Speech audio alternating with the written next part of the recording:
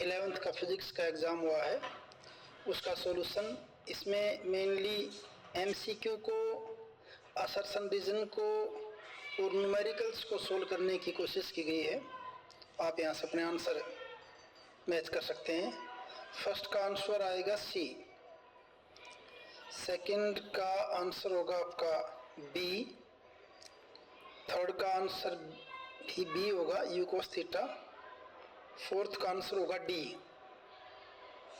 उसके बाद फिफ्थ का आंसर होगा आपका सी होगा, फिफ्थ का यहाँ ये सी होगा इसका। उसके बाद सिक्स में जहाँ तक मुझे लग रहा है इसका आंसर होना चाहिए 16,000 जूल। आप इसको अपने लेवल पे चेक कर लेना। और सेवंथ का आंसर 44%, एट्थ का आंसर होगा सी, नाइन्थ का आंसर ए। उसके बाद 10th के अंदर अगर आप कैलकुलेशन करेंगे F is equal to G into m1 m2 divide by d square formula लगा के, तो ये वैल्यू होगी आपकी 6, 6, 7 × 10 की पावर -11 न्यूटन। 11th में 2:3 हो जाएगा। 12th में जो गिवन वेलोसिटी v है उसकी 4 टाइम्स हो जाएगी। 13th का आंसर जो है 3:5। 14 में रिलेशन के अंदर 6 alpha is equal to 3 beta is equal to 2 gamma. ऐसा unit latent heat of vaporisation की जूल पर किलोग्राम। असर्शन रीजन में 16 का होगा ए, 17 का बी और 18 का डी। उसके बाद ये आपका दे रखा है in formula P is present, V is volume, calculate the dimension of A and B। तो यहाँ देखिए ये गिवन आपका न्यूमेरिकल सोल्व कर रखा है। P प्लस A/V², क्योंकि दोनों सेम क्वांटिटी हैं, इट मीन्स जो डायमेंशन प्रेशर की होंगी वही डायमेंशन किसकी होंगी, A/V² की होंगी। अब प्रेशर किसके इक्वल होता है आपका, फोर्स अपॉन एरिया। तो ये हमने लिखा है mLT-2 फोर्स के अपॉन एरिया L²। तो इसको उधर आपका A/V² यानी कि L³ V for volume, L की पावर 6 कैलकुलेट करेंगे यहाँ तो A की डायमेंशन बनेगी m, L की पावर 5 है, T-2 है। ऐसे ही V और B की डायमेंशन सेम होंगी, V वॉल्यूम आपका, तो L³ कर दिया B, तो B की dimension L³ m0 L³ T0 हो जाएगा। और उसके बाद आपके क्वेश्चंस हैं, ये सीधे सीधे क्वेश्चन है, बाकी शो कर रखा है 20th क्वेश्चन को। जूल को अर्ग में कन्वर्ट करने के लिए, जूल को अर्ग में कन्वर्ट करने के लिए वो कहीं और पेज पे रह गए हैं, कर तो रखा था उसको। चलिए इजी से आपने पहले कर भी रखा हुआ शायद, इसको 10 की पावर 6 के इक्वल आता है। ये आपका 22nd क्वेश्चन है, ये वाला 22nd। A body of mass 2 kg initially at rest moves under the action of an applied force 7 Newton if the coefficient of friction is 0.1. Can compute the first work done by the applied force in 10 seconds or work done by the friction in 10 seconds. देखिए जैसे ये object आपका 7 Newton forward direction में, force of friction इससे क्या है opposite direction में है। फिर बॉडी का वेट mg नीचे की तरफ है, नॉर्मल डायरेक्शन का ऊपर की तरफ है, तो दोनों बैलेंस करते हैं। तो नॉर्मल एक्शन mg की इक्वल यानी कि 2 × mg, क्योंकि मास 2 kg है, तो 19.6 न्यूटन हो जाएगा।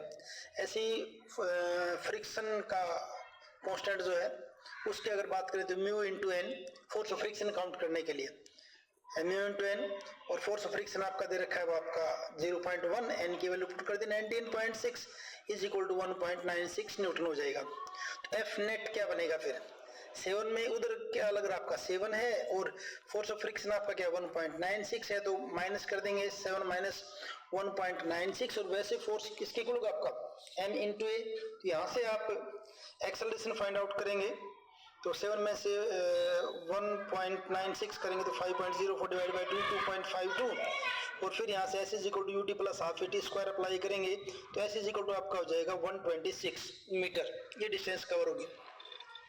अब जो फोर्स लगा है उसके कारण डिस्प्लेस वर्क डन क्या होगा, फोर्स इनटू डिस्प्लेसमेंट, क्योंकि फोर्स और डिस्प्लेसमेंट सेम डायरेक्शन में है तो एंगल 0 हो जाएगा, cos 0 1 होता है fs, f की और s की वैल्यू पुट कर दी तो 882 जूल हो जाएगा। फोर्स ऑफ फ्रिक्शन के कारण जो बनेगी बात उसमें क्या है fs cos थीटा, क्योंकि यहाँ पे फ्रिक्शनल फोर्स की direction work done against force of friction direction opposite होगी, तो एंगल cos 180 का होगा तो माइनस fs, और यहाँ आपने f की वैल्यू पुट कर दी। f यहाँ पे क्या है फ्रिक्शनल फोर्स जो आपका कितना आया था 1.96, तो 1.96 रखा और मल्टीप्लाई किया आपके किससे 126 से। क्यों? क्योंकि डिस्टेंस आपकी क्या थी, आपकी ये निकालते अपने डिस्टेंस 126 निकाली थी। तो यहाँ मल्टीप्लाई करेंगे तो बनेगा आपका ये -246.96 जूल। उसके बाद 24th क्वेश्चन 25 का सॉल्यूशन डाल रखा है, नीचे 27 का भी डाल रखा है। पहले 25 का देख लीजिए, speed of transverse wave t upon mu, ये वैल्यूज इसके अंदर पुट करेंगे और म्यू किस इक्वल होता है आपका मास अपॉन लेंथ, मास पर यूनिट लेंथ, इसमें वैल्यू पुट करेंगे आपका सॉल्यूशन इसका आ जाएगा 100 मीटर पर सेकंड हो जाएगा। 25 तो ये है। 27th का सॉल्यूशन ये दिखा रखा है, एंगुलर इनिशियल वेलोसिटी और फाइनल वेलोसिटी, एंगुलर एक्सेलरेशन वगैरह सारी वैल्यूज इसके अंदर पुट करी तो आपका आ जाएगा फाइनल एंगुलर वेलोसिटी बन जाएगा आपकी 22 रेडियन पर सेकेंड। फॉर्मूला लगा दिया, omega f is equal to omega i plus alpha t. Omega f का क्या final angular velocity, omega i क्या है इनिशियल एंगुलर वेलोसिटी, अल्फा क्या आपका एंगुलर एक्सेलरेशन। फिर बात करते हैं कितने रिवोल्यूशन होंगे, तो पहले एंगुलर डिस्प्लेसमेंट देखते हैं, उसका formula theta is equal to omega i t plus 1/2 alpha t square, same वैसे ही जैसे s is equal to u t plus half a t square आता है। तो कैलकुलेशन करेंगे, theta is equal to 120 radian और 1 रिवोल्यूशन किसके equal होता है आपका 2 पाई रेडियंस के। तो नंबर ऑफ रिवोल्यूशन क्या होगा, थीटा अपॉन 2 पाई, कैलकुलेट करेंगे तो नियरली 19 रिवोल्यूशन इसके अंदर होंगे। उसके बाद एक क्वेश्चन है डायरेक्ट, ये क्वेश्चन है आपके, ये भी सीधे सीधे क्वेश्चन पूछ रखे हैं।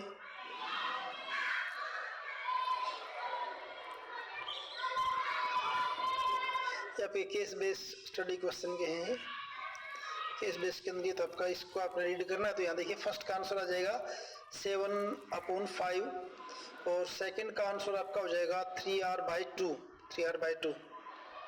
ऐसे ही थर्ड का ये सोल्व करके दिखा रखा है साइड में ही। तो temperature increases by 4 times the speed is doubled, ये हो जाएगा आपका। उसके बाद नेक्स्ट वाला जो केस स्टडी वो दे रखा है केस स्टडी, इसमें फर्स्ट का हो जाएगा ए और सेकंड का आ जाएगा आपका सी, सॉल्यूशन करके दिखा रखा है। वो थर्ड अपने आप इसको कर सकते हैं। Thank you.